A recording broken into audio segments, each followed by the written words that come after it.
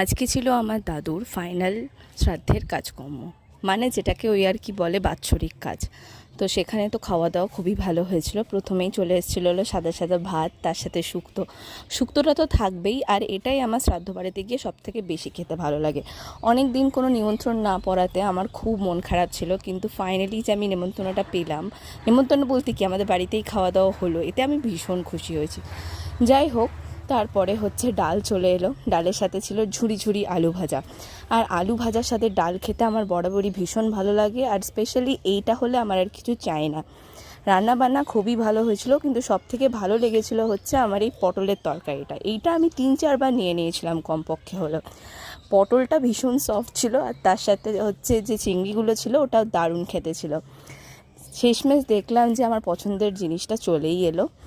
কাতলা মাছ, সাথে ছিল কারি পাতা দিয়ে কাতলা মাছ আমি সচরাচর অনুষ্ঠানে খাই না, কিন্তু এটা খেতে কিন্তু আমার দারুণ লাগলো।